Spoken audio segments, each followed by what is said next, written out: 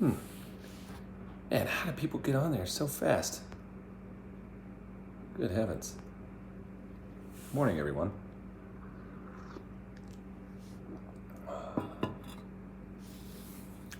Sit and sip. This is the wisdom of the day. Nobody cares. Work harder.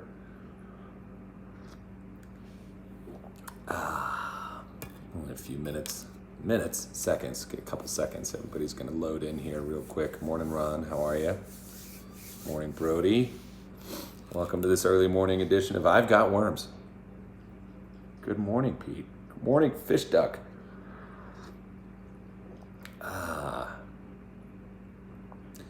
So I still got a couple people over commenting over on the Premiere side in here, so it's slowly get people feeding back over onto this side. All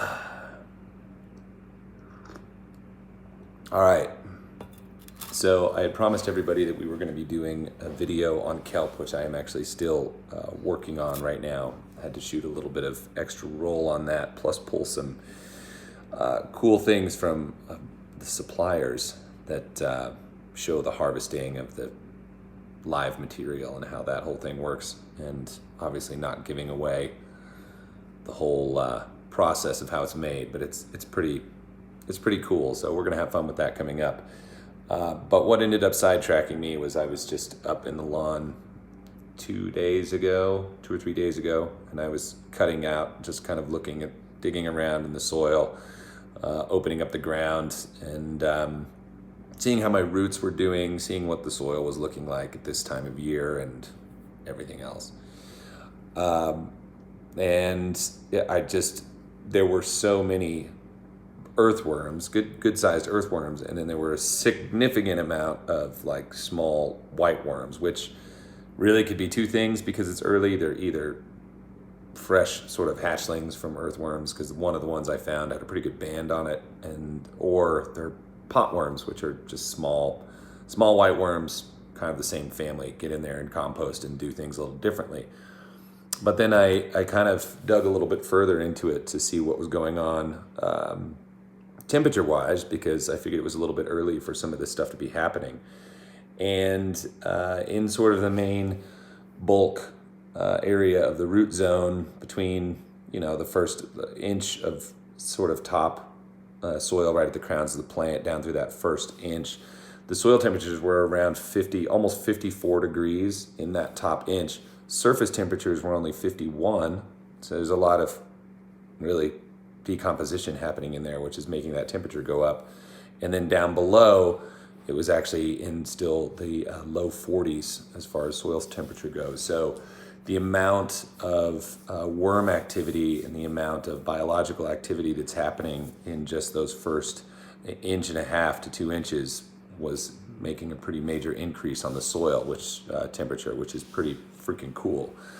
So there's already a lot going on. Today I'm actually supposed to get temperatures around 60 degrees, so I'm going to see everything sort of jump up even a little bit more. But that's what prompted me to go through this and just sort of talk about the whole worm function, worm interaction, and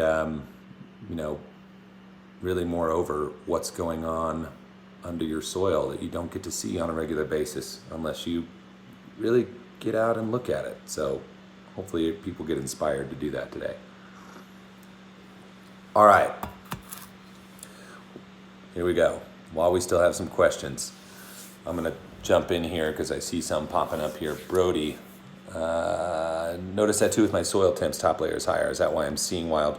Yes, that is right. So weed seeds are gonna germinate in that warmer area first, and that is why you were seeing those earlier. And oftentimes, that has to do with just ambient temperature of sunlight.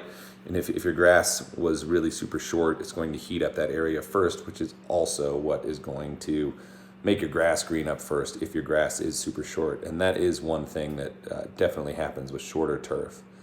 Hold on, let's see. I just saw something here. Something about bifenthrin and... Yeah, okay. Sulfate of potash and bifenthrin. Yeah, absolutely. Altman, for sure. No problem. I will say this, I think that it's safe up to, at low volume, probably like a third pound of potash, maybe a half at most, but you can get a little bit over the top there. What they typically say with 0050, 0052 is you can create a 6% solution and not have it fall out. That's about as max as you can go. So if you wanted to measure that out, feel free. Let's see, I just missed something about snow. Yeah, Pete, same here. We've got more snow coming in the next couple days. Milky spore have an effect on the soil to stunt the growth? No. No, I mean, that's intended to be some of a grub control. And I'm pretty much anything that you leave behind that doesn't get used is going to get eaten by something. So you should be fine. But yeah, Altman, just make sure you get a good mix in there. Oh, Aiden, what do you got? GCF to mix with broadleaf herbicide if you're blanket spraying. Buddy, you need to just kind of make sure it's just going out with whatever app you're doing at the time. So you need to be, it doesn't really matter. But if you're going to go backpack something or do it that way, I actually really like doing it with the 700. I think that's one of the best things that you can spray weeds with when you're out there and you've got, 2,4-D in the backpack. I think it's a great way to go. Josh Kelly, can you kill grubs and not worms? So I do talk about this a little bit in the video. Most of those active chemicals do affect earthworms as well. I think pretty much the most common that people are probably using is Dilox, and Dilox does show that it cuts down worm populations. But I'm gonna not say much more than that, so that you can see a little bit more on it in the video. Renaissance, brown spots. It depends on what they're from. If it's from a dog, tell them to stop peeing there. If it's from your sprinklers, fix them. If it's from snow mold, let it grow back out. It could be from anything, so you kind of have to watch that. Let's go back here. Yard Smart. Humic acid and liquid aeration, good to put out early and wake the soil up. It absolutely will do that. It will do that. And that's something that we noticed in particular in Bermuda. In certain areas, we were waking up the lawns, a week or two earlier before the rest. And clearly, even on my own, it's so far ahead. And no real damage. I mean, we're going up and down with freezing temperatures. Nothing's happening. It's not going to cause a problem. The grass is going to cruise right through. But yeah, Aerate coming out early with the first nitrogen app made lawns just pop like crazy. So I think that's something to really look at. Let's see here. Matt Condent going back up here. Raising Sprinkler Heads dug up saying, check out these. So funny. Yeah, thanks Alan for that one. Been using Next products in conjunction with a few other. The lawn loves it, but I think there's a direct correlation between more worms and more moles. It's funny. Moles are going to go through and eat whatever they can find in there, and they are a pain in the butt. There is no doubt about it.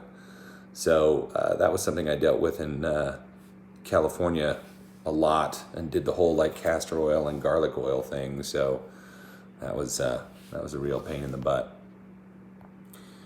Paul, if you made your dog drink humic acid, will his pee-pee be beneficial to the yard instead of burning it? If you raise the calcium in your dog's diet, I think there's something, a dog food, that actually does that, keeps pee spots from burning. So, okay, everybody who's live right here, you can go that way or that way, or whichever way you have to go back over to the premiere video. We're not coming back to the live feed, so I'm just going to say goodbye on this. I'll be sitting over here on the chat, on the premiere, and I'll see you guys over there. So, thank you so much. I'll talk to you real soon. Bye.